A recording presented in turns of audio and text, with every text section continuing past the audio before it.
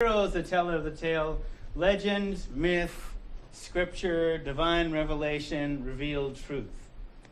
Now, history is the story that is told to explain the present and the future from the past.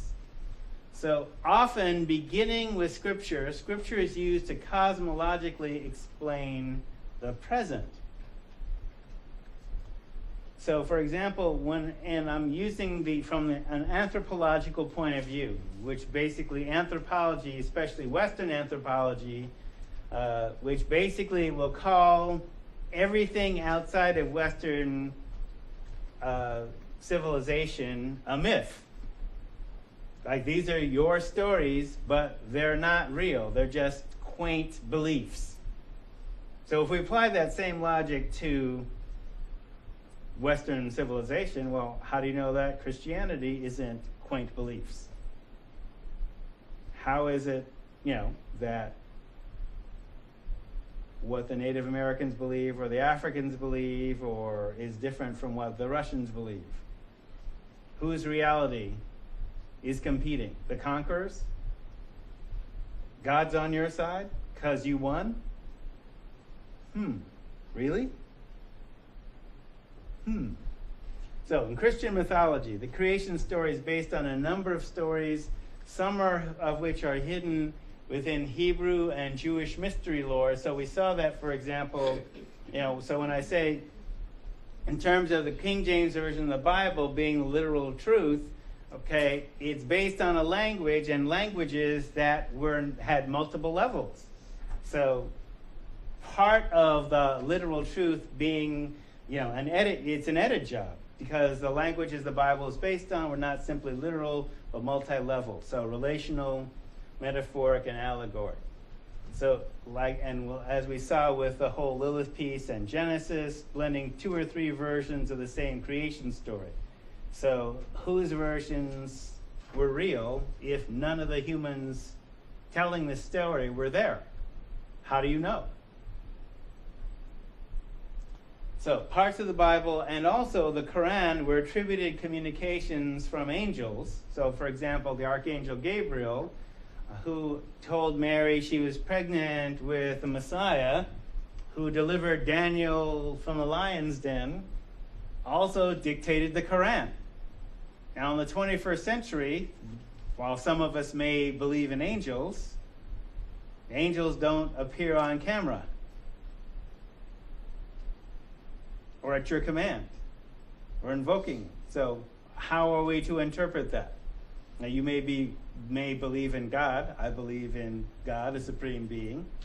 I believe that humans are not the only intelligence and sentience, but angels, demons, etc., I have to go with the science, because that's reliable. It's not to say that, for example, evil doesn't exist and good doesn't exist. But, so as an example, I don't know if I shared this part of the Aramaic piece. So this is, for example, one full translation of one line in the Aramaic Lord's Prayer, literal, relational, and metaphorical. So, for example, in the King James Version, this is the line that translates as, "Forgive us our debts as we forgive our debtors." So the first literal translation is, "Loose the cords of mistakes binding us as we release the strands we hold of others' guilt. Forgive our hidden past, the secret shames, as we consistently forgive what others hide. Lighten our load of secret debts as we relieve others of their need to repay. Erase the inner marks of our failures make, just as we scrub our hearts of others' faults." So before we even get into debts, we're like 3 or 4 levels of meaning in. And the literal translation doesn't talk about debts at all.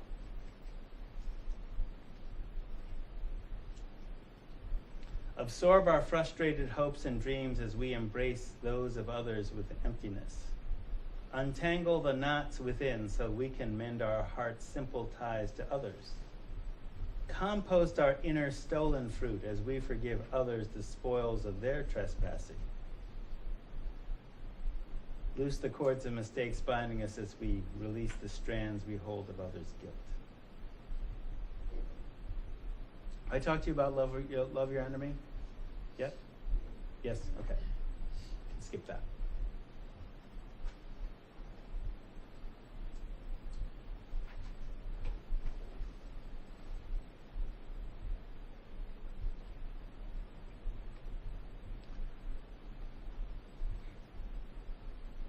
So, for example, in order to create a united Europe, where none existed before, you need a glue to pull them together. So one obvious strategy is one obvious difference: who's in the minority and who's the majority in Europe. In Africa, it's going to be a different conversation, since theoretically we're all the same people, but we can be divided in terms of pagans and the Abrahamic religion. So while you can see lots of African countries being under the sway of Islam, there are still Christians and there are still Jews and other religious practices within Africa. Now, Europe, as we've been seeing over the last few weeks, is multiracial today because humanity is multiracial, and Europe has been multiracial for some time, though that has not been the historical portrayal. So, in order to make one race, however race is conceived, as you've seen, there's at least 4 different ways to look at how constructs of race. In order to make one race superior over others, you need to suppress information that contradicts unity and a narrative that supports supremacy from the beginning. And it also helps if you're basically doing the writing of that too.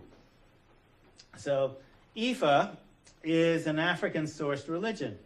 So in it, the various deities, the Lowa, Orishas, spirits, it's very similar to the Netters of Netarianism, the Egyptian state religion, descend from the supreme being Olorun or Olodumare. Olorun is running the universe and has no time to listen to your personal prayers or entreaties about, oh, my life is suffering, how do I deal with this?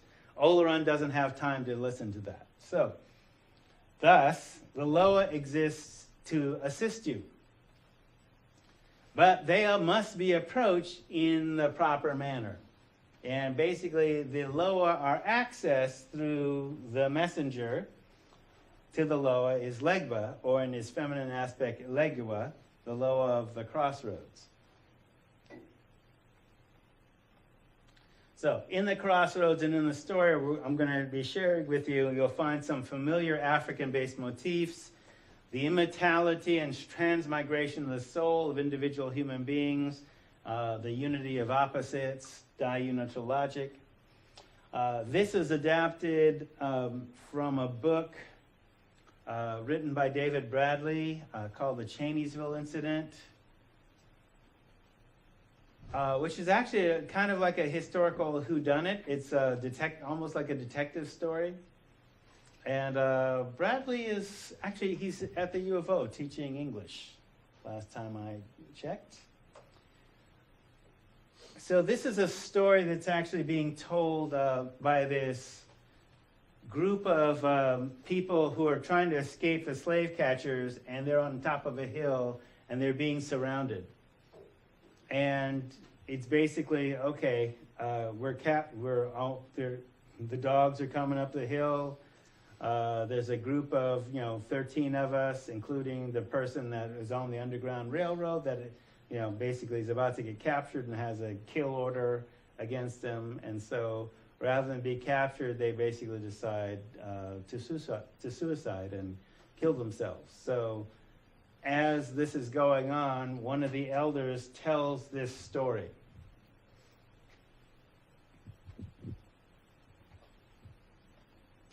The great sky god, known as Olorun, once in the old days had looked down and saw the humans were not free, for they feared the stillness that comes to all. So Oleron called Papa Legba, the messenger interpreter for the great sky god and the other gods, and told him to take the message to humans that the stillness that comes to all, that humans call death, was not an ending of things, but the passing on of spirit, a change of shape and nothing more. When the stillness came upon those they loved, they should not fear or grieve, but rejoice, because the loved one had merely left the body that bound them to the ground, and they become a spirit that could fly wherever they willed. Oleron had given the message to Legba to take to humans. But Legba was an old man then, so remember Legba's a shapeshifter. And he then tired and feeble, and he walked with a cane. He was too fond of his pipe and chair to make the trip. So Legba called to Rabbit and told Rabbit to take the message. Now, Rabbit within this framework is like Coyote here in Turtle Island. Rabbit's a trickster. Coyote in Turtle Island basically creates the universe, creates the world, but he also teaches you how to do the right thing by doing the most stupidest thing. And he usually gets killed for it. And so, but because he created the universe, he can come back, right? So Rabbit is where we get the whole stories that was kind of ripped off by Disney, the Song of the South, Brer Rabbit, particularly the story with the tar baby. So it's basically a trickster tale, and it's a lesson in how to act. So tar baby, isn't speaking. If you're those of you who may have observed this, and those of you who've been raised by old school African Americans, you see another African American, you give them a nod, what's up, right? You don't pretend that you don't exist, right? You're supposed to nod to your elder, speak to your elder, all that kind of stuff if you've been raised right, theoretically. Right? So what happened in the tar baby story is, Brer Rabbit's enemy, Brer Rabbit lives in the briar patch. The briar patch is basically a thorny, painful place that Brer Rabbit has made his home in. And his enemies can't go into the briar patch. Think blackberries. So Brer Rabbit lives in the middle of a blackberry patch, if we're thinking of Oregon. So his enemies can't get to him there, so what they do is they create this tar baby. Looks like a person, has eyes, and basically the tar baby can't speak. So Brer Rabbit says, what's up? Tar baby doesn't say anything. Oh, you think you're better than me?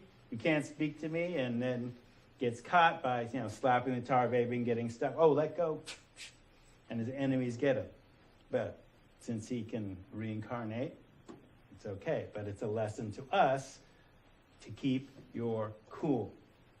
Even if people diss you, keep your cool. All right? So it's a Yoruba story. Coolness. Legba called the rabbit and told Rabbit to take the message.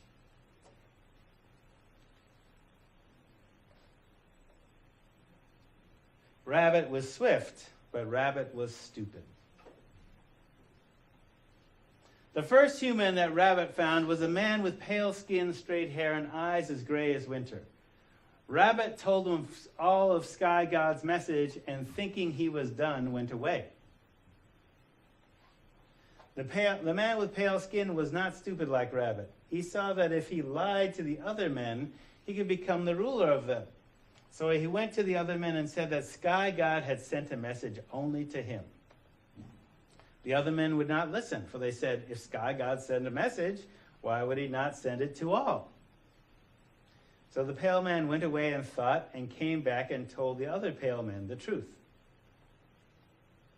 Then they all went to the men with dark skins and told them that the Sky God had sent a message to them.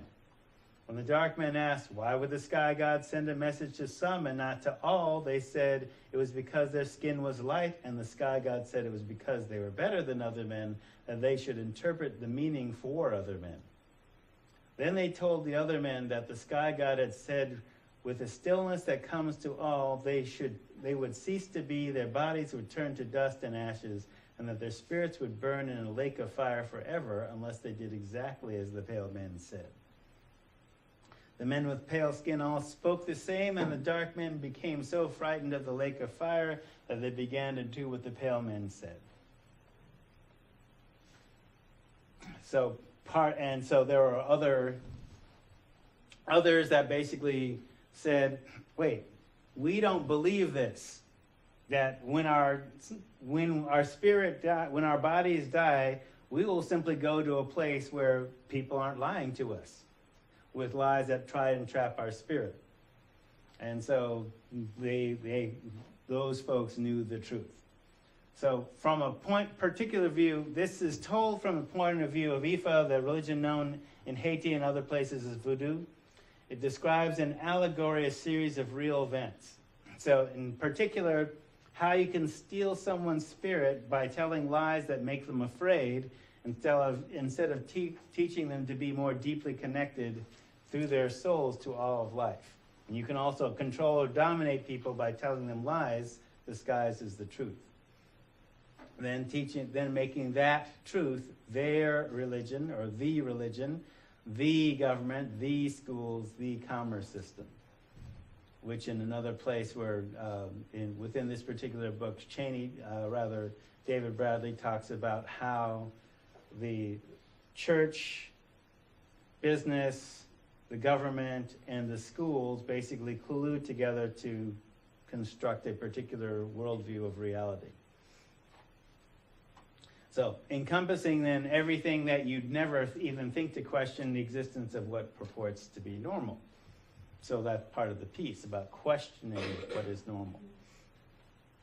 You don't know these folks, but this is Grandma Zelie on the left, known as, her English name was Roselia Goodwine. She is my grandmother's grandmother, so my great-great-great-grandmother. And that on the right is her husband, Grandpa Dan. They were both imported to the United States. She came here in 1804 as a 4-year-old, where she was sold away from her mother and infant sister. Never saw them again, and she is basically, this is the narrative that I was raised with and that I passed on to my kids about this is why we teach ourselves to read, because of what she did. Basically, as a 4-year-old is not going to be able to work the fields. So if she was a house slave, then she or someone taught herself to read, because in a series of plantations, whether it be Virginia or Louisiana or Mississippi, they basically had the same practice of not teaching, allowing Africans to read, except the King James Version of the Bible, if that. So both Grandma Zelie and Grandpa Dan, when they were alive, when my grandmother knew them, they spoke African language, but they didn't know, she didn't know which language it was. Zelie was born in Morocco and shipped out to the Ivory Coast. So if she was born in Morocco, most likely in 1804, as you've seen with your reading, she was probably Muslim. So people of the book, though whether they would have taught her to read is an open question. Piece that I want to talk about, for example, then is looking at, this is Maya Angelou's poem, Still I Rise. You may write me down in history with your bitter, twisted lies. You may trod me in the very dirt, but still, like dust, I'll rise. Does my sassiness upset you? Are you beset with gloom? 'Cause I walk like I've got oil wells pumping in my living room? Just like moons and like suns, with the certainty of tides. Just like hope springing high, still I'll rise. Do you want to see me broken? Bowed head and lowered eyes? Shoulders falling down like teardrops, weakened by my soulful cries? Does my haughtiness offend you? Do you take it awful hard? 'Cause I laugh like I've got gold mines digging in my own backyard? You may shoot me with your words, you may cut me with your eyes, you may kill me with your hatefulness, but still, like air, I'll rise. Does my sexiness upset you? Does it come as a surprise that I dance like I've got diamonds at the meeting of my thighs? Out of the huts of history's shame, I rise. Up from a past that's rooted in pain, I rise. I'm a black ocean leaping and wide, swelling and swelling and swelling, I bear in the tide. Leaving behind nights of terror and fear, I rise. Into a daybreak that's wondrously clear, I rise. Bringing the gifts that my ancestors gave, I am the dream and the hope of the slave. I rise, I rise, I rise.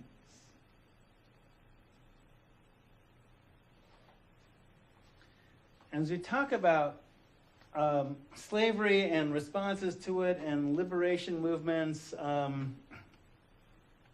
since I didn't get the rights to it, if you are not Carlos Santana fans, a lot of his song titles, especially the instrumentals, have to do with Black history. And one of them is Toussaint Louverture, which I can't play because we didn't get the rights to it, but it exists on iTunes. So Toussaint Louverture was one of the leaders of the Haitian Revolution. He's reputedly descended from the West African Arada tribe. His father had been brought to Santo Domingo and sold to the Count de Breda.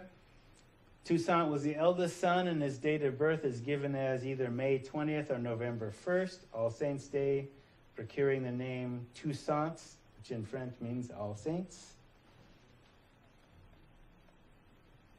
He also took on the surname Breda from his owner. He was relatively humane and happy to encourage Toussaint to learn to read and write. He became a coachman of the Count and was already a noted horse rider and herbalist before his subsequent military and political career. A free black priest, Pierre Baptiste, taught him to read. He married a woman named Suzanne Simon, and they had a son named Placide. Though it was not widely known during his lifetime, he was in fact a free man by the time of the Great Slave Uprising, he would eventually help lead. He was freed from slavery at about the age of 33, and colonial records show that he leased a field of about 15 hectares with 13 slaves to grow coffee. And at the time of this lease, he was still unable to sign or write, though he would learn these skills before the revolution.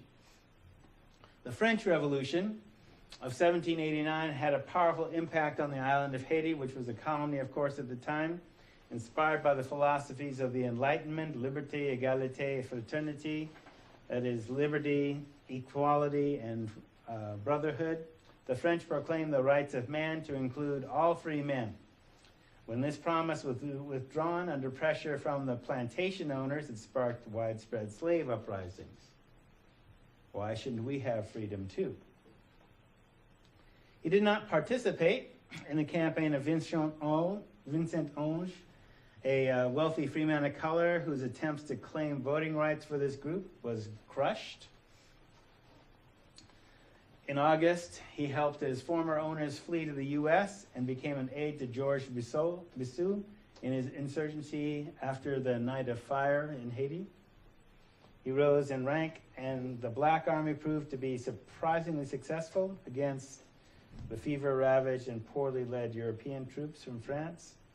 He allied with the Spanish to fight against French troops and gained the nickname Louverture, opening, because he exploited openings in the defense of his opposition, and he adopted that as his surname.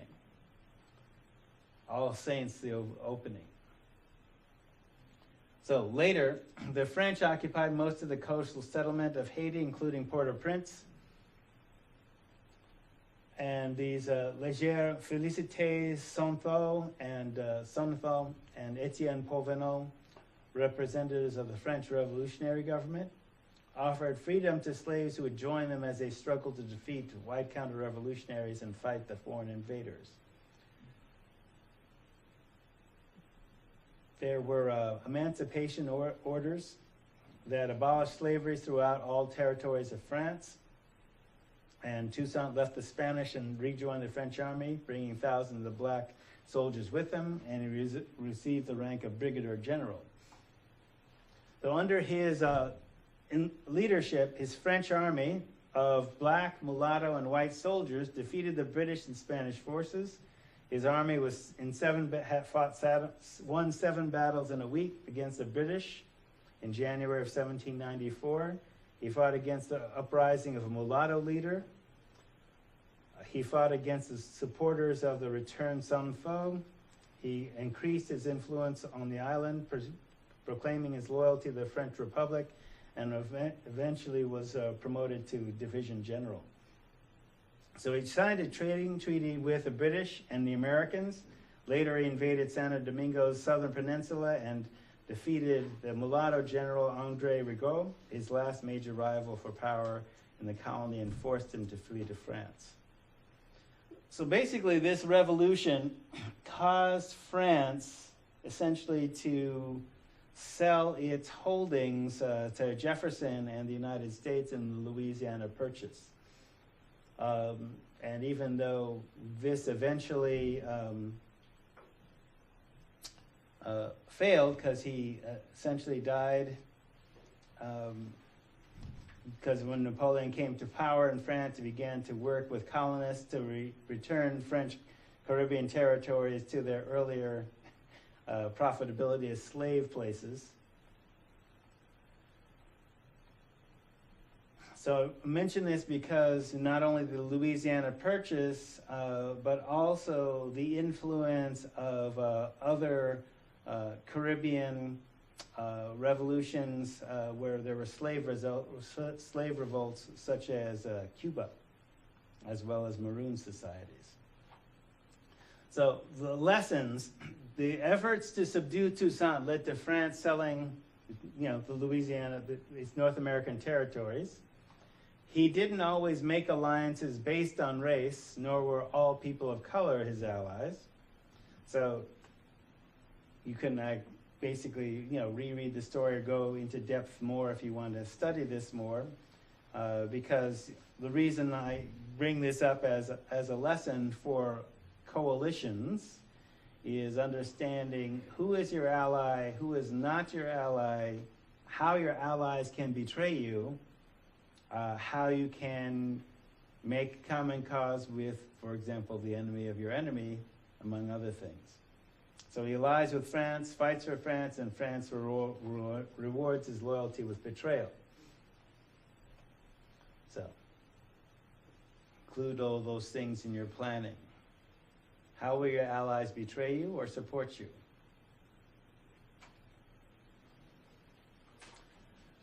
Now, one of the questions in terms of slavery is, you have this growing black population.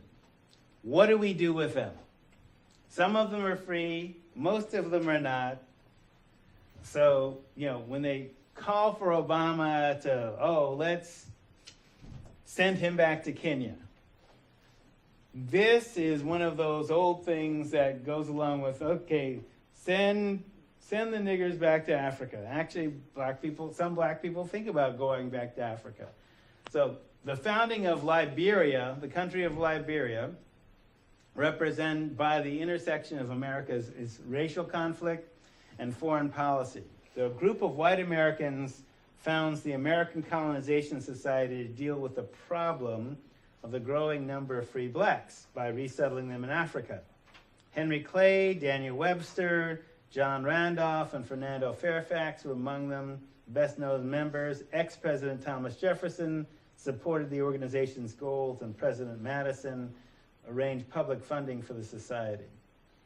In 1818, the society sent 2 representatives to West Africa to find a suitable location, but they were unable to persuade local tribal leaders to sell territory, partially because Africans don't believe in real estate.